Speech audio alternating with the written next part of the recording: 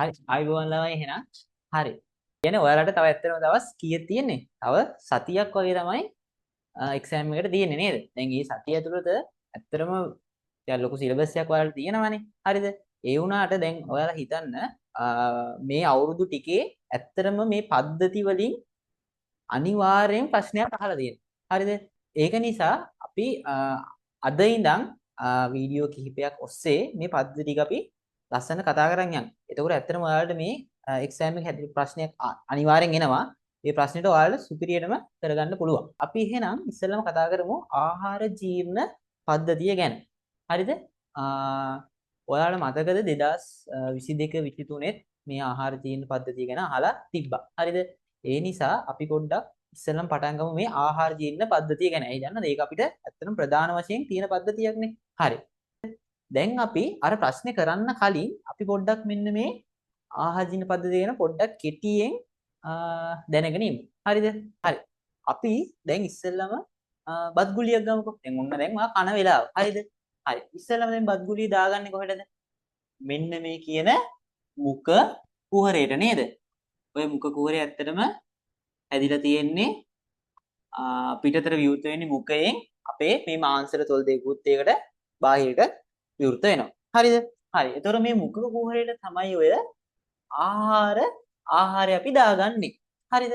එතකොට දැන් මට කියන්න මේ මුඛ කුහරය ඇතුලේ මොනවද තියෙන්නේ ඇත්තටම? තියෙන්නේ විශේෂයෙන් දත් තියෙනවා, දිව තියෙනවා නේද? හරි. ඊට අමතරව තව ලස්සන දෙයක් මුඛ කුහරයේ තියෙනවා ග්‍රන්ථි වගේක්. හරිද? අපි මේ ග්‍රන්ථි වලට කියනවා කේට ග්‍රන්ථි කියලා. කේට ග්‍රන්ථි. මේ කේට ග්‍රන්ථි ඇත්තරම යුගල් 3ක් තියෙනවා. සමහරට MCQ පොයින්ට් එකම අහන්න පුළුවන්. හරිද? මේ කේට ග්‍රන්ථි යුගල් 3ක් තියෙනවා. හරි. එතකොට දැන් මම කිව්වා මුඛ කුහරයේ තියෙනවා දත් තියෙනවා, දිව තියෙනවා නේද? කේට ග්‍රන්ථි යුගල් තියෙනවා. එතකොට මේ දත් වලිනුයි දිවෙනුයි ප්‍රධාන වශයෙන් මොකද කරන්නේ? අපි ගන්න ආහාරේ ඒක අර යාන්ත්‍රික ජීර්ණයකට ලක් කරනවා. යාන්ත්‍රික ජීර්ණයකට. හරිද? එතකොට මේ කේට ග්‍රන්ථි වලින් මොකද කරන්නේ? කේට ග්‍රන්ථි වලින් ප්‍රධාන වශයෙන් කරන්නේ එයා එන්සයිම ශ්‍රාවය කරනවා. ඒ කියන්නේ ඒ එන්සයිම වලින් ඒ ආහාර ගුලිය රසායනික වශයෙන් ජීර්ණය කරනවා. එතකොට මුඛ කුහරය තුලදී ආහාර ගුලිය රසායනික මෙන්ම භෞතික ජීර්ණය මේ දෙකටම ලක් කරනවා. හරිද? ඒක හොඳට මතක තියාගන්න. හරි. එතකොට මේ කේට ග්‍රන්ථි මගින් ප්‍රධාන වශයෙන් නිකුත් කරන එන්සයිමයක් තියෙනවා. එන්සයිමයක් තියෙනවා. ඒක තමයි අපි කියන්නේ කේට ඇමයිලේස් කියලා. ඔන්න ප්‍රධාන වශයෙන් පළමුව අපිට හමු වෙන එන්සයිමේ තමයි මේ කේට ඇමයිලේස්. මොනවද මේ ඇත්තටම මේ කේට ඇමයිලේස් මගින් කරන්නේ? දැන් අපි හිතමු බත් පිටක් කියලා. ඇත්තටම බත් වල තියෙන මොනවද? පිෂ්ඨය. එතකොට මේ කේට ඇමයිලේස් මගින් කරන්නේ පිෂ්ඨය කියන එක මෝල්ටෝස් බවට පත් කරනවා. ඕක තමයි ප්‍රධාන වශයෙන් වෙන්නේ. ඒක තමයි ඔයාලට බත් ඇත්තටම බත් විතරක් චුට්ටක් කාලා බලන්න. ඒක තමයි ඔයාලට පැණි රහක් ලැබෙන්නේ. ඇයි පැණි රහක් ලැබෙන්නේ? ඒ ගන්න බත් වල තියෙන පිෂ්ඨය ඒක කේට ඇමයිලේස් මගින් මෝල්ටෝස් බවට පත් කරනවා. මෝල්ටෝස් කියන්නේ ඇත්තටම පැණි රසටි මොනොසැකරයිඩයක්. දැන් අපි කේට ග්‍රන්ථි වල කියවනේ එන්සයිම ශ්‍රාවයක් කරනවා කියලා. ඒ වගේම තමයි මේ කේට ග්‍රන්ථි වලින් තව මොනවද? ජලය, ශ්ලේෂ්මල අන්න ඕවා ශ්‍රාවය කරනවා. ඕවා ශ්‍රාවය කරන නිසා මේ ආහාර ගුලිය මෙන්න මේ ආහාර මාර්ග බිත්තිය දිගේ හොඳට ලිස්සලා ගමන් කරනවා. හරිද? ඔන්න දැන් ආහාර ගුලිය නේද? මේ කේට ග්‍රන්ථි වල තියෙන එන්සයිම වලින් රසායනික ජීර්ණය බවටද ඒ වගේම භෞතික ජීර්ණයට දත් වලින් අන්න එහෙම ලක් කරා. හරිද? ඊට පස්සේ දැන් ආහාර ගුලිය මෙන්න මේ පල්ලෙහාට යවන්නේ මොකෙන්ද? ඒ තමයි දිවෙන්. දිවෙන් තමයි ප්‍රධාන වශයෙන් පල්ලෙහාට එම ආහාර ගුලිය යවන්නේ. හරි. ඊට පස්සේ ඒ ආහාර ගුලිය කොහොම දිගට ගමන් කරලා මේ තියෙන්නේ මොකද? මුඛ කුහරේ. හරි. ඔන්න දැන් ආහාර ගුලිය මෙතන තියෙමුගේ මුඛ කුහරේ. එතකොට මේ නාස් කුහරයටයි මුඛ කුහරයටයි මොකද්ද මේ පොදු කුටීරයක් තියෙනවා. මෙන්න මෙතන පොදු කුටීරයක් තියෙනවා. නේද? මේ දෙකම පොදුයි මේක. හරි. අපි ඔන්න ඕකට ලස්සන නමක් කියනවා ග්‍රසනිකාව කියලා. ග්‍රසනිකාව. එතකොට ඔන්න MCQ එකක් ඇහුවොත් නාස්මාර්ග කුහරයට සහ මුඛ කුහරයට පොදු කුටීරේ මොකක්ද කියලා ඇහුවොත් මොකක්ද කියන්නේ? ග්‍රසනිකාව. හරි. ඊට පස්සේ ඔන්න දැන් ආහාර ගුලිය මෙතන ආවා. පොදු කුටීරයට ආවා, ග්‍රසනිකාවට ආවා. හරි. ඔන්න ඊට පස්සේ ආහාර ගුලියට යන්න මාර්ග දෙකක් තියෙනවා. ඔයාලා හිතන්නේ මොන මාර්ග ගමන් කරයිද? යන්නේ ඉතින් මෙන්න මේ ආහාර මාර්ග බිත්තිය. හරි. ඔන්න දැන් මේ ආහාර ගුලිය මේ පැත්තට නැත්තම් මේ ශ්වසන මාර්ගයේ දිගේ ගමන් කිරීම වැළැක්වෙන්න මෙයාට ලස්සන ව්‍යුහයක් මෙතන තියෙනවා. පිදානයක් වගේ ලස්සන ව්‍යුහයක්. අපි යන්නේ ඒකට කියනවා අපි ජීවිකාව කියලා. අපි ජීවිකාව කියලා කියනවා මෙන්න මේ පිදානෙට. හරි. එතකොට මේ ආහාර ගුලියක් මෙතන ආවම මෙන්න මේ පිදානය මෙතන වැහිලා මෙන්න මේ ශ්වසන මාර්ගයේ දිගේ ආහාර ගුලිය ගමන් කිරීම වැළැක්වෙනවා. එතකොට යන්නේ මෙන්න මේ මාර්ගේ. හරි. මෙන්න මේ මාර්ගයට අපි විශේෂ නමක් කියනවා අන්නස් ස්රෝතය කියලා. හරිද?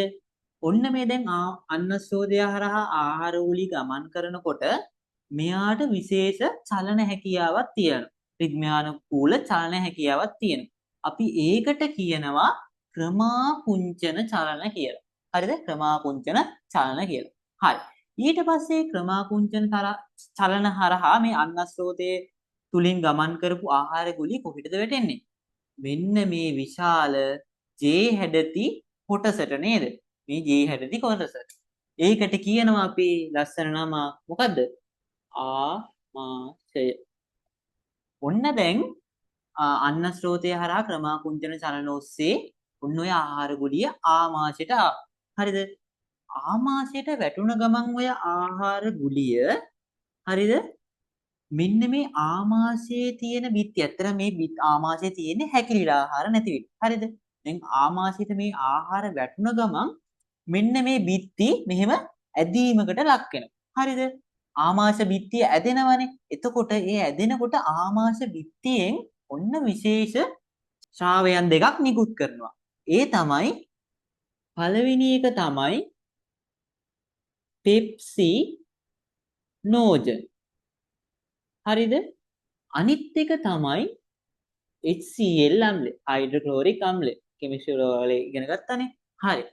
දැන් එතකොට මේ පෙප්සි නෝජන්ව මේ ඇත්තට මේ දින අක්‍රීය තත්ත්වය. හරිද? මේ පෙප්සි නෝජන්ව සක්‍රීය කරන්නේ මෙන්න මේ HCl මගින්. හරිද? මේ HCl මගින් පෙප්සි නෝජන් සක්‍රීය කරලා ඔය පෙප්සීන් කියන එන්සයිමය හදනවා. අපි මුඛ කුහරයේදී කතා කරානේ යාන්ත්‍රික ජීර්ණයක් මෙන්ම රසායනික ජීර්ණයක් සිදු වෙනවා කියලා. ඒ වගේම තමයි මේ ආමාශයේ. ආමාශයටත් තියෙනවා අර චලන හැකියාවක්. ඒ චලන හැකියාව මගින් මේ ආහාර ගුලිය යාන්ත්‍රිකව ජීර්ණය කරනවා. ඒ වගේම තමයි මෙන්න මේ අපි කතා කරපු පෙප්සීන් තියෙන්නේ. මේ පෙප්සීන මගින් ප්‍රෝටීන කුඩා පොලිපෙප්ටයිඩ බවට පත් කරනවා. හරිද? එතකොට ප්‍රධාන වශයෙන් ඔන්න පළවෙනි වතාවට ආවා ආමාශයේදී ප්‍රෝටීන ජීර්ණයක්. එතකොට මුඛ කුහරයේ ප්‍රෝටීන ජීර්ණයක් තිබ්බද? නැහැ. තිබ්බේ කාබෝහයිඩ්‍රේට් ජීර්ණයක් විතරයි. හරිද? එතකොට ප්‍රධාන වශයෙන් ඔන්න ආමාශයේ පළවෙනි වතාවට ප්‍රෝටීන ජීර්ණයක් ආරම්භ වුණා. දැන් අපි ආමාශයේ කතා කරන්නේ පෙප්සින් කියලා එන්සයිමයක්. හරිද? ඔන්න තව එන්සයිමයක් තියෙනවා රිනින් කියලා. රෙනින්. හැබැයි හොඳට මතක තියාගන්න මේක තියෙන්නේ කාගේද? ලදරුවන්ගේ විතරයි. MCQ point ඔය සමහර MCQ point. මේ රෙනින් තියෙන්නේ ලදරුවන්ගේ විතරයි. ඇයි ඇත්තට මේ රෙනින් කියලා එන්සයිමයක් තියෙන්නේ? ඇත්තට ලදරුව ගොඩක් සාමාන්‍යයෙන් කිරි බොන එකනේ කරන්නේ. ඒ කිරි කැටි ගැසෙන්න තමයි මෙන්න මේ රෙනින් එන්සයිමය අවශ්‍ය වෙන්නේ. ඒතර හොඳට මතක තියාගන්න රෙනින් තියෙන්නේ කුඩා ලදරුවන්ගේ විතරයි. එතකොට දැන් මේ ආමාශය තුලදී ජීර්ණයක් සිදු වුණා. හරිද? ඊට අමතරව තව පොඩි දෙයක් වෙනවා. මේකෙදි අවශෝෂණය වෙන සීන් එකක්. ඒ කියන්නේ දේහය තුලට මේකේ තියෙන දේවල් අවශෝෂණය වෙනවා. ප්‍රධාන වශයෙන් මොනවද? ජලය, ග්ලූකෝස්, අපි ගන්න සමහර ඖෂධ එහෙම මෙන්න මේ ආමාශය කුහරය තුලදී අපේ දේහ කුහරයට අවශෝෂණය වෙනවා. හරිද? හරි. දැන් ඒතර මේ ආමාශය තුල තියෙනවා නේද? අපි මෙතනින් ආපු මේ මෝල්ටෝස් තියෙනවා. නේද? මෙතනින් අපි අර්ධව ජීර්ණය වුණු නේද? ප්‍රෝටීන තියෙනවා. ඒ කියන්නේ කුඩා පොලිපෙප්ටයිඩ් තියෙනවා. ඒ වගේම දැන් ඔයා තෙල් ආහාරයක් ගත්ත කියන්නකො. එතකොට මෙතන ලිපිඩ මේ ඒවත් තියෙනවා. හරිද? එතකොට දැන් ඒව ජීර්ණය වෙලා නැහැනේ. එතකොට ජීර්ණය වෙලා නැහැනේ. එතකොට මෙතන තියෙනවා අර්ධ වශයෙන් ජීර්ණය වුණු සම්පූර්ණයෙන්ම නෙමෙයි අර්ධ වශයෙන් ජීර්ණය වුණු ආහාර ගුලියක්. අන්න අපි ඒකට ලස්සන නමක් කියනවා ආමලසය කියලා. ආමලසය. එතකොට මේ ආමලසය කියන්නේ අර්ධව ජීර්ණය වුණු ආහාර කොටස්. ඒකේ තව මොනවද තියෙන්න පුළුවන්? ඔය මෝල්ටෝස් තියෙන්න පුළුවන්. ඒ වගේම මේ වගේ කුඩා පොලිපෙප්ටයිඩ් තියෙන්න පුළුවන්. ඒ වගේම තමයි ලිපිඩ ජීර්ණයක් ආරම්භ කරෙත් නැහැ. ලිපිඩ මේ ද්‍රව්‍ය තියෙන්න පුළුවන්. අන්න එහෙම ආමලසයක් හැදෙනවා. එතකොට ඊට පස්සේ මේ මෙතන ඉඳන් අපි ආහාර ගුලිය කියනවද? නැහැ. අපි කියන්නේ ආමලසය කියලා. එතකොට ඒ ආමලසය ඊළඟට කොහෙද මේ ගමන් කරන්නේ? ඊළඟට ගමන් කරන්නේ ශුද්ධාන්ත්‍රේ. ඒ කියන්නේ කුඩා ආන්ත්‍රේ පළවෙනි කොටස වන ග්‍රහණියට. එතකොට මේ ග්‍රහණිය මේ අපි කතා කරන කුඩා ආන්ත්‍රේ. ඇත්තට මේ කුඩා ආන්ත්‍රේ මෙහිම තිබ්බට මේක ඇඹරිලා තියෙනවා මීටර් 7ක් තියෙනවා. මීටර් 7ක් තියෙන ව්‍යුහයක්. හරිද? හරි. එතකොට මේ ශුද්ධාන්ත්‍රයේ ප්‍රධානම කෘත්‍යය තමයි අපි මේ ගන්න ආහාරයේ තියෙන බොහෝමයක් ජීර්ණය කරන්න වගේම ඒවා බොහෝමයක් අපේ ශරීරය තුළට අවශෝෂණය කරන්න. ඒතර හොඳට මතක තියාගන්න මේ ආහාර මාර්ග පද්ධතියේ වැඩිම ඵල ප්‍රමාණයක් ජීර්ණය කරන්නේ කොහෙද? මෙන්න මේ ශුද්ධාන්ත්‍රේ නැත්තම් කුඩාන්ත්‍රේ. ඒ වගේම ඒක දේහයට අවශෝෂණය කරන්නේත් මෙන්න මේ ශුද්ධාන්ත්‍රේ. හරිද? හරි. එතකොට මෙන්න මේ ශුද්ධාන්තයේදී සමහර විට මේ ශුද්ධාන්තයේ මගින් ශුද්ධාන්තයේ තියෙන බිත්ති මගිනුත් අර අපි කිව්වා එන්සයිම ශ්‍රාවය වෙන්න පුළුවන්. ඒ වගේම තමයි මෙන්න මෙතන තියෙනව නේද මෙන්න මේ ව්‍යුහය. අපි මෙන්න මේකට කියනවා අග්න්‍යාශය කියලා. අග්න්‍යාශය. මෙන්න මේ ලොකුවට මේ දකුණු පැත්තේ තියෙන්නේ. අපි ඒකට කියනවා අක්මාව කියලා. හරිද? මේ අක්මාව ඇතුලේ තමයි අර කියන්නේ අර පිත තියෙනවා කියලා. දැන් අපි අක්මාව කතා කරන්නේ මෙතන. හරි. මේ අක්මාව ඇතුලේ තව ප්‍රධාන ග්‍රන්ථියක් තියෙනවා. ඒකට අපි කියනවා පිත්තාශය කියලා. හරිද? එතකොට මේ පිත්තාශය කරන්නේ ඇත්තටම මේ අපි ඉස්සරට කතා කරනවා පිත කියන එක ගබඩා කරනවා. හැබැයි ඔන්න හොඳ පොයින්ට් එකක්. මෙන්න මේ පිත කියන එක නිෂ්පාදනය කරන්නේ කොහෙද? අක්මාවේ. නිෂ්පාදනය කරන්නේ අක්මාවේ. හැබැයි ඒක ගබඩා කරන්නේ මෙන්න මේ පිත්තාශේ. හරි. එතකොට අපි මේ ගබඩා කරපු පිත මෙන්න මේ පිත්ත ප්‍රනාල ඔස්සේ මෙන්න මෙතන තියෙනවා පොදු විවරයක්. ඒ කියන්නේ මේ අග්න්‍යාශයෙන් එන අග්න්‍යාශික ප්‍රනාල සහ මේ පිත්ත ප්‍රනාල එකතු වෙලා හැදෙනවා මෙන්න මෙතන පොඩි පොදු විවරයක්. අන්නේ පොදු විවරය හරහා මෙන්න මේ අපි කතා කරන ශුද්ධාන්තයට ඒ එන්සයිම පිත ඒවා ඔක්කොම මෙන්න මෙතන වැටෙනවා. අපි දැන් මෙතන පොඩ්ඩක් මේ පිත්තාශය කතා කරන්නේ. පිත්තාශය මොනවද නිකුත් කරනවා කිව්වේ? පිත නේද? හරි. මෙන්න මේ පිතෙහි තියෙනවා මොනවද? පිත් වර්ණක තියෙනවා. පිත් වර්ණක. අනිකර පිත් ලවණ තියෙනවා. ඒ වගේම වැඩිම තියෙන මොනවද? ජලය තියෙනවා. ඒ වගේම බයිකාබනේට් අයනත් අඩංගු වෙන්න පුළුවන්. හරි. අපි දැන් ඊළඟට යමු. දැන් අපි කතා කරානේ මෙන්න මේ ග්‍රහණියට මේ ග්‍රහණි බිත්තියේ එන්සයිම ශ්‍රාව වෙන්න පුළුවන්. මෙන්න මේ අපි කතා කරපු අග්නාශය, පිත්තාශය ඒ වගේ තියෙන ඒවත් ශ්‍රාව වෙන්න පුළුවන්. හරි. අපි ඉස්සෙල්ලාම යමු මේ අග්න්‍යාශයේ පැත්තට. මොනවද මේ අග්න්‍යාශයෙන් නිකුත් කරන එන්සයිම පැත්තට යමු. හරි. ප්‍රධාන වශයෙන් අග්න්‍යාශයෙන් එන්සයිම වර්ග 3ක් නිකුත් කරනවා. හරිද? ඒ තමයි පළවෙනි එක තමයි ට්‍රිප්සින්, අනිත් එක තමයි ඇමයිලේස් අනිත් එක තමයි ලයිපේස්. හරිද? ඔන්න ප්‍රධාන වශයෙන් අඥාසයෙන් එන්සයිම් වර්ග තුනක් ස්‍රාවය කරනවා. පළවෙනි එක තමයි ට්‍රිප්සින්, ඇමයිලේස්, ලයිපේස්. හරි. මේ ට්‍රිප්සින් මගින් මොකද්ද කරන්නේ? ට්‍රිප්සින් මගින් අර අපි ඉස්සෙල්ලා කතා කරපු ප්‍රෝටීන මෙන්න මේ අපි ආමාශය තුලදී කඩාගත්ත කුඩා පොලිපෙප්ටයිඩ් ප්‍රෝටීන වගේ ඒවා මේ ට්‍රිප්සින් මගින් පොලිපෙප්ටයිඩ් බවට පත් කරනවා. කුඩා පොලිපෙප්ටයිඩ් බවට පත් කරනවා. හරි. එතකොට මේ කතා කරන ඇමයිලේස් මගින් මොකද්ද කරන්නේ? ඇමයිලේස් මගින් අර අපි ඉතුරු වෙලා තිබ්බ පිෂ්ඨය ඇමයිලේස් මගින් නැවත ඕනනම් මෝල්ටෝස් බවට පත් කරනවා. හරිද? එතකොට මේ ලයිපේස් මගින් මොකද්ද කරන්නේ? ලයිපේස් මගින් තමයි ඔන්න ප්‍රධාන වශයෙන් ඔන්න පළවෙනි වතාවට අහු වෙනවා ඔය ලිපිඩ කියන ඒවා ලයිපේස් මගින් මොනවටපත් කරන්නේ? මේද අම්ල සහ ග්ලිසරෝල් බවට. ග්ලිසරෝල් බවට. හරිද? ඒතකොට ප්‍රධාන වශයෙන් ඔන්න පළවෙනි වතාවට අහු වුණා ඔන්න ලිපිඩ ජීර්ණය කරනවා. ඒතකොට ලිපිඩ ජීර්ණය පළවෙනි වතාවට වෙන්නේ මෙන්න මේ ග්‍රහණීය තුල නැත්නම් ශුද්ධාන්තය තුල. හරි. ඔන්න දැන් අපි මෙතන ලිපිඩ ජීර්ණය ගැන කතා කරානේ. හරි. ඔන්න මේ ලිපිඩ ජීර්ණය වෙන්න කලින් ඇත්තට මේ ලිපිඩ ලොකු විශාල අණු. හරිද? මෙන්න මේ ලොකු විශාල අණු මෙන්න අපි කතා කරන්නේ මෙතන පිත කියලා දෙයක් පිත්තාශයෙන් නිකුත් කරන. මෙන්න මේ පිත මගින් මේ ලිපිඩ කුඩා ලිපිඩ බිඳිති බවට පත් කරනවා. හරිද? මෙන්න මේ කුඩා ලිපිඩ බිඳිති බවට පත් කරනවා. අපි මෙන්න මේකට ලස්සන නමක් කියනවා. මේකට කියනවා මේද තෛලෝද කරණය කියලා. හරිද? එතකොට දැන් අර ලයිපේස් වලින් අර ලිපිඩ ටික ජීර්ණය වෙන්න කලින් ඇත්තටම මේ කුඩා ලිපිඩ බිඳිති බවට පත් වෙලා තමයි අර ලයිපේස් වගේ මේද අම්ල සහ ග්ලිසරෝල් බවට පත් වෙන්නේ. හරිද? හරි. ඊළඟට අපි යමු දැන් අග්න්‍යාශ පැත්ත ඔන්න කතා කරා. දැන් අපි යමු මෙන්න මේ ශුද්ධාන්තය පැත්තට. හරිද?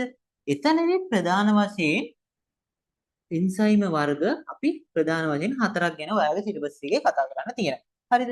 පළවෙනි එක තමයි මෝල් ටෙස්ට්. එන්න මෝල් ටෙස්ට් කිව්වම ඔළුවට යනවා මොකද්ද මෝල් ටෙස්ට් මගින් කරන්නේ කියලා. නේද? හරි. ඊට පස්සේ තියෙනවා සුක්‍රේස්. සුක්‍රේස්. ඒ වගේම තියෙනවා තව ලැක්ටේස්. ලැක්ටේස්. ඒ වගේම තව එන්සයිමයක් තියෙනවා පෙප්ටිඩේස් කියලා. පෙප්ටිඩේස් කියලා. හරි. එතකොට මෙන්න මේ මෝල්ටේස්, සුක්‍රේස්, ලැක්ටේස් අන්නේ එන්සයිම වර්ග තුනම ඇත්තරම දායක වෙන්නේ කාබෝහයිඩ්‍රේට් ජීර්ණය වෙන්න. මේ පෙප්ටිඩේස් මගින් තමයි ප්‍රෝටීන තවදුරටත් ජීර්ණය වෙන්නේ. මේ මෝල්ටේස් එන්සයිමය මොනවද කරන්නේ ඇත්තරම? මෙන්න මේ මෝල්ටෝස් කියන එක මෝල්ටේස් එන්සයිමය මගින් ග්ලූකෝස් අණු ඇත්තරම දෙකක් බවට පත් කරනවා. හරිද? ග්ලූකෝස් අණු දෙකක් බවට පත් කරනවා. හරිද? එතකොට මේ සුක්‍රේස් මගින් මොකද කරන්නේ? සුක්‍රේස් මගින් කරන්නේ සුක්‍රෝස්. සුක්‍රෝස් ගොඩක් ඔය උක්වල එහෙම තියෙනවා නේද? සුක්‍රෝස්. මෙන්න මේ සුක්‍රෝස් මෙන්න මේ සුක්‍රේස් එන්සයිමය මගින් ග්ලූකෝස් ධන ෆ්‍රුක්ටෝස් බවට පත් කරනවා. ග්ලූකෝස් ධන ෆ්‍රුක්ටෝස්. හරි.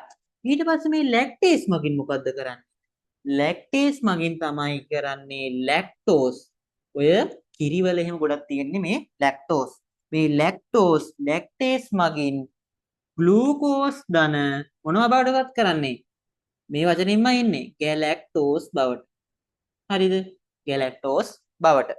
හරි. දැන් අවසානයේ මේ අපි කතා කරේ පෙප්ටිඩේස් මං කිව්වා ඒක ගොඩක් වැදගත් වෙන්නේ ප්‍රෝටීන ජීර්ණයට කියලා. හරි. මෙන්න මේ පෙප්ටිඩේස් මගින් තමයි අපි අර කතා කරපු කුඩා පොලිපෙප්ටයිඩ් අන්න ඒවා කුඩා පොලිපෙප්ටයිඩ් කියලා අපි ගමු මෙතන. පොලිපෙප්ටයිඩ් පෙප්ටිඩේස් මගින් තමයි ඔන්න මොනවා පාඩද? ඇමයිනෝ අම්ල බවට පත් කරන්නේ. එතකොට බලන්න මෙන්න මේ ශුද්ධාන්තය තුලදී සෑහෙන්න කියන්නේ බොහෝමයක් ආහාර ජීර්ණය සිදු වුණා. හරි. දැන් අපි මෙන්න මේ ශුද්ධාන්තය ගැන කතා කරේ නේද? හරි. දැන් අපි කිව්වා ඔන්න දැන් ශුද්ධාන්තයේ ජීර්ණය ටික නම් තියෙන්නේ කියලා ඉවරයි. හරි. ඊට පස්සේ ඉන්නේ මං කිව්වා ජීර්ණය මෙන්ම බොහෝ ද්‍රව්‍ය අවශෝෂණයක් සිදු වෙනවා කියලා මෙන්න මේ ශුද්ධාන්තයේ. හරි. ඔන්න මේ ශුද්ධාන්තයේ මෙහෙම අවශෝෂණය වෙන්න ඇත්තටම මෙයාගේ මේ බිත්තිවල ව්‍යුහමය වෙනස්කම් තියෙනවා. හරිද? අන්නේ ව්‍යුහමය ලක්ෂණ නිසා තමයි මෙයාට බොහෝ ද්‍රව්‍ය අවශෝෂණය කරගන්න පුළුවන්. හරිද? එතකොට ඔන්න ප්‍රධාන වශයෙන් අපි කතා කරපු මේ සුද්ධාන්තයේ ඇයි ඇත්තට මේක විශේෂ වෙන්නේ කියලා කිව්වොත් ඇත්තටම මේ අපි කතා කරන සුද්ධාන්තයේ බිත්ති මත මෙන්න මෙහෙම අංගුලිකා කියලා જાතියක් තියෙනවා. හරිද? ඔය අංගුලිකා වගේ ඇත්තට මෙයාගේ මේ බිත්තිවල පුෂ්ටිය වර්ගඵලයෙන් වැඩි කරගෙන තියෙනවා. හරිද? මේ ඒ වගේම තමයි මෙන්න මේ ඒතර අපිට එක ලක්ෂණික ලක්ෂණයක් ගන්න පුළුවන් නේද? අංගුලිකා පැවතීම කියලා. අංගුලිකා පැවතීම කියලා. හරි. ඒ වගේම තමයි මේ අංගුලිකා මතත් සුද්ධ අංගුලිකා කියලා ව්‍යුහයක් තියෙනවා. හරිද? ඒකත් ඇත්තටම දායක වෙන්නේ මෙයාගේ අවශෝෂණය මේක වැඩි කරගන්න. හරිද? හරි. ඒ වගේම තව තමයි මෙන්න මේ සුද්ධ අංගුලිකා බිත්ති ඇත්තටම ගොඩක් තුනි. අන්න ඒ නිසාත් එයාගේ අවශෝෂණය ඉක්මනට වෙන්න පුළුවන්. ඒ වගේම තමයි මේ අංගුලිකාවල හොඳටම රුධිර සැපයුමක් තියෙනවා. ඒක නිසාත් මෙයාගේ අවශෝෂණය හොඳට සිද්ධ වෙනවා. හරි. එතකොට ඇත්තට මේ අංගුලිකාවක් ගත්තම ප්‍රධාන වශයෙන් අපි නිකන් කොටස් දෙකකට වගේ මෙහෙම කිව්වනම් සරලයි වල. හරිද? මේ අංගුලිකාවල මැද තියෙනවා පයෝලස නාලිකාව කියලා. හරිද? මේ පයෝලස නාලිකාව කියලා තියෙන ඔන්නෝම එකක්. ඔන්න ඕක වටේ මේ සරලව අඳින්නේ මේක වටේ මෙහෙම රුධිර කේශ නාලිකා යනවා. හරිද? අපි මේක සරලව දැනට ඔයාලගේ සිලබස් එකේ තියෙන විදිහට දැනට අපි විභාගය ගොඩ දාගන්න කොහොම හරි මේක මතක තියාගමු. හරි. මෙන්න මේ අංගුලිකාවල ඒතොර පයෝලස නාලිකා හරි රුධිර කේශ නාලිකා කියලා තියෙනවා. හරි. එතකොට අපි මේ පයෝලස නාලිකා වලින් ප්‍රධාන වශයෙන් දේහයෙන් අවශෝෂණය කරගන්නේ මේද අම්ල සහ ග්ලිසරෝල්. ඒක හොඳට මතක තියාගන්න MCQ ප්‍රශ්නයක් අහන්න පුළුවන්. අංගුලිකාවල තියෙන පයෝලස නාලිකා වලින් මේද අම්ල සහ ග්ලිසරෝල්. හරිද? රුධිර කේශ නාලිකා වලින් තමයි අර අපි අවසානයේ ජීර්ණය කරගත්ත මෙන්න මේ වගේ මොනොසැකරයිඩ්, ඒ වගේම තව අපිට ගන්න පුළුවන් විටමින, ඒ වගේම තව අපිට ඛනිජ ලවණ, ඒ වගේම අර ප්‍රෝටීන ජීර්ණයෙන් ලැබුණු ඇමයිනෝ අම්ල මෙන්න මේ රුධිර කේශනාලිකා තුලින් අවශෝෂණය කරගන්නවා. හරි. ඊට පස්සේ දැන් ඇත්තටම මේක බොහෝ දේවල් අපි අවශෝෂණය කරගත්තන් මේ සුද්ධාන්තයෙන්. ඊට පස්සේ කොහෙටද වැටෙන්නේ? මෙන්න මේ අපි කතා කරන මහා අන්තයට. හරිද? ඔන්න දැන් සුද්ධාන්තයෙන් පස්සේ නේද? අපි දැන් ජීර්ණය වෙලා නේද? ජීර්ණේ නොවු ඒවා තියෙනවනේ. අන්නේ ජීර්ණේ නොවු ආහාර කොටස් ඊළඟට එන්නේ මෙන්න මේ අපි කතා කරන මහා අන්ත්‍රයට නේද? මෙන්න මේ ආරම්භ වෙන ස්ථානයේ පොඩි ව්‍යුහයක් තියෙනවා උණ්ඩුක උච්චය කියලා. හරිද? ඔන්න ඕක සමහර වෙලාවට ඇත්තට මේක අනවශ්‍ය ව්‍යුහයක් අපිට තියෙන. හරිද? මේක සමහර වෙලාවට ආසාදනය වෙලා ඔයාලා අහලා ඇති ඇපෙන්ඩිසයිටිස් කියලා වචන මේ රෝගයක්. අන්නේ ඇපෙන්ඩිසයිටිස් කියන එක වෙන්නේ මෙන්න මේ උණ්ඩක පුජ්‍ය ප්‍රදාහයට ලක් වෙලා. හරි. ඊට පස්සේ දැන් අර ජීර්ණේ නොවු අමතර කොටස් තියෙනවනේ. ඊට පස්සේ මෙන්න මේ ජීර්ණේ නොවු අමතර කොටස් වල තියෙන ජලය තියෙනවනේ. මෙන්න මේ ජලයත් ප්‍රධාන වශයෙන් මෙන්න මේ මහා අන්ත්‍රය තුලදී අවශෝෂණයක් සිදු වෙනවා. හරි. ඊට පස්සේ මෙන්න මේ මහා අන්ත්‍රය ඔස්සේ මෙන්න මේ ආහාර කොටස් ගමන් කරලා අවසානයේ මෙන්න මේ ගුද මාර්ගයේ ඔස්සේ මල පහ ලෙස අපි බැහැර කරනවා. හරි. දැන් මට කියන්න අර මල පහ වලට ඇත්තටම අර කහ පාට ලාක්ෂණික මේ වර්ණයක් ලැබුණේ. ඇයි ඒ ලැබුණේ මෙන්න මේ අපි කතා කරපු පිතේ මතකද කතා කරා පිත් වර්ණක කියලා. අන්නේ පිත් වර්ණක වලින් තමයි මේ කහපාට ලාක්ෂණික වර්ණයක් මල පහ වලට ලබා දුන්නේ. ඒ වගේම තමයි අර මල පහ ඇත්තටම මල පහ ගොඩක් ඝන විදිහට නෙමෙයි සාමාන්‍ය පිට වෙන්න ඕනේ. ඒක සාමාන්‍ය අර්ධ ඝන තත්ත්වයට තමයි එන්න ඕනේ. එතකොට මේ අර්ධ ඝන තත්ත්වය යාට ලැබුණේ මම කිව්වා මෙතන ජලය අවශෝෂණයක් වෙනවා කියලා නේද? බාහිර ජලය අවශෝෂණයක් වෙනවා. අන්නේ ජලය අවශෝෂණයක් වෙන නිසා තමයි ඒක අර්ධ ඝන තත්ත්වයටපත් වෙන්නේ. හරි අපි දැන් යමු අර ප්‍රශ්නෙට බලන්න. දැන් නම් ඔයාලට එන ඊසි ඔක් කරන්න. හරි. ඔන්න මිනිසාගේ ආහාර ජීන පද්ධතියේ දල රූප සටහන පහත දැක්වේ කියලා තියෙනවා. ඔන්න රූප සටහනකුත් දීලා. නේද? ඔන්න පළවෙනි ප්‍රශ්නේ බලමු. මෙහි A B C කොටස් නම් කරන්න. හරි. කියන්න බලන්න A කියන්නේ මොකද්ද? A කියන්නේ මෙන්න මේ තිබ්බ මොකද්ද? අන්නස් ස්රෝතය නේද? අන්නස් ස්රෝතය. හරි. B කියන්නේ B කිව්වේ මෙන්න මේ මං කිව්වා මීටර 7ක් විතර තියෙන දඟර ගෙහිලා තියෙන මොකද්ද? ශුද්ධාන්ත්‍රය නැත්තම් කුඩා අන්ත්‍රය. හරි. C කියන්නේ මොකද්ද? C කියන්නේ මෙන්න මේ වටේ තියෙන මොකද්ද? මහා අන්ත්‍රය නේද? හරි. ඒක සාමාන්‍ය මීටර 1.5ක් විතර දිගයි කියලා අපි කිව්වා. හරි. හරි. දෙවෙනි ප්‍රශ්නේ යමු. ආහාර ජීන ක්‍රියාවලියේදී අක්මාවේ නිපදවන පිත මගින් සිදු කරන කෘත්‍යය මොකද්ද? ආහාර ජීර්ණ ක්‍රියාවලියේදී මෙන්න මේ පිත මගින් මොකද්ද ප්‍රධාන වශයෙන් මම කිව්වේ? අර මේදය නේද? මේද තෛලෝදකරණය. මම කිව්වා මේද කුඩා කොටස් බවට පත් කරනවා කියලා කුඩා ලිපිඩ විදිහි බවට පත් කරනවා කිව්වා. අපි ඒක ලස්සන නමක් කිව්වා මේද තෛලෝදකරණය. ඔතන අපි සිදු කරන කෘත්‍ය කුමක්ද කියලා වුණා මේද තෛලෝදකරණය කියලා තිබ්බත් එතන ලකුණු හම්බෙනවා. හරි. තුන්වෙනි ප්‍රශ්නේ බලමු.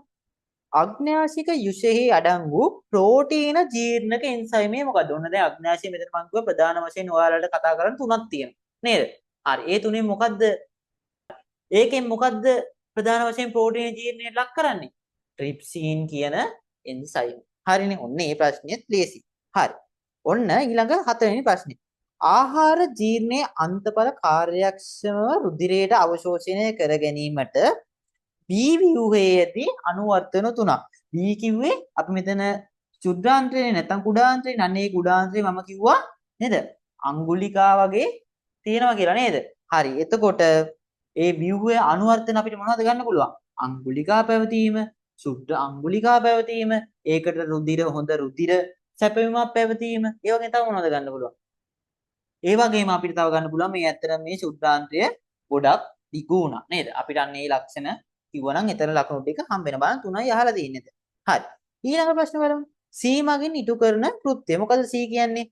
C කිව්වේ මෙන්න මේ මහාන්ත්‍රය. මොකද මහාන්ත්‍රය ප්‍රධාන වශයෙන් කරේ ජලය අවශෝෂණයක් පමණයි නේද? හරි. ඔන්න ඒක කිව්වනම් හරි. හරි. ඊළඟට බලමු. ආමාශයේ අභ්‍යන්තර ශේෂ්මල ආස්තරය ප්‍රදාහයට පත්වීම. ප්‍රදාහය කියන්නේ ඒක ආසාදනය වෙනවා. හරි. පත්වීම බහුල රෝගී තත්ත්වයක්. එම රෝගී තත්ත්වය හඳුන්වන නම් මොකද්ද? ඒක ඉතින් අපි හැමෝටම තියෙනවා. මොකද තියෙන්නේ? ગેස්ට්‍රයිටිස් නේද? ગેස්ට්‍රයිටිස්. ඕක දැන් සාමාන්‍ය දෙයක් ඕක සමාජයේ. හරි. ඇත්තටම කියන්න බලන්න අයියෝ ગેස්ට්‍රයිටිස් ඇති වෙන්නේ කියලා. ඕක වෙන්නේ ඔය ආමාශයේ තියෙනවනේ අභ්‍යන්තර ශ්‍රේෂ්මලය. හරි අපි කිව්වා ශ්‍රේෂ්මලයක් ඇතුලේ තියෙනවා කියලා. ඒ ශ්‍රේෂ්මලය ප්‍රදාහයට ලක් වුණාම තමයි අපි ඔය ગેස්ට්‍රයිටිස් කියලා නම හඳුන්වන්නේ. හරිද? ඇත්තටම ඔය මං කිව්වද HCl ලම්බේ තියෙන නිසා ඕක ගොඩාක් ආම්ලිකයි නේද? හරි. එතකොට මොනවද අපිට ඔය ગેස්ට්‍රයිටිස් තත්ත්වයේදී එන ලක්ෂණ මොනවද? ආමාශය ඇත්තටම අපිට බොඩි බර්නින් නේද? දැවිල්ල ගතියක් එනවා. ඒ වගේම හරි ඒ වෙලාවට හරි වේදනාවයි නේද? ඒ වගේම සමහර වෙලාවට අර උගුරට එනවා නේද අර ඇඹුල් රහක් වගේ. ඇයි මේ HCl ලම්බ එහෙම තියෙන නිසා නේද? හරි. හරි. එතකොට අපි මේ ગેස්ට්‍රයිටිස් තත්ත්වය වළක්වන්න මොනවද අපි කරන්න ඕනි? කියන බලන්න. ප්‍රධාන වශයෙන් අපි කරන්න ඕනි નિયમિત වේලාවට ආහාර ගන්න ඕනි. ඒ වගේම තව අපි ඔය මිරිස් අධික වගේ ආහාර එහෙම ගන්න පොඩ්ඩක් අඩු කරන්න ඕනේ නේද? ඒ වගේ ඒවා අඩු කරන්න ඕනේ. ඒ වගේම ඔය මත්ද්‍රව්‍ය නේද? මත්ද්‍රව්‍ය, මත් වතුර ඕවා හැම පොඩ්ඩක් පාලනය කරා නම් නේද? දුම් වැටි භාවිතය එහෙම අඩු කරා නම් ඔය ગેස්ට්‍රයිටිස් කියන තත්ත්වේ අඩු කරගන්න පුළුවන්. ඒ වගේම අපි දැන් ඇත්තටම ඔයාලා මේ දවස් ටික ස්ට්‍රෙස් වෙලා නේද ඉන්නේ? අන්නේ ස්ට්‍රෙස් එකත් අඩු වෙන්න ඕනේ නේද? මානසික ආතතිය කියන එකත් අඩු වෙන්න ඕනේ. හරි. ඔන්න ওই ප්‍රශ්න ටික ඇත්තටම දැන් ලේසි නේද? අන්න ඔය වගේ ප්‍රශ්නයක් ආවොත් මේ පාර සුපිරියටම ලියන්න. අපි ඊළඟට එහෙනම් ඊළඟට වෙන පද්ධතියකින් අපි හමු වෙමු. ඒක නිසා මේක අන්තිම තුරුම්පුව කියලා හොඳටම මේ ටික බලා ගන්න. මේ ටික මේකෙන් ඔයාලට ලොකු ගේමක් ගහ ගන්න පුළුවන් කියලා මම හිතනවා. එහෙනම් අයුබෝවන් ළමයි.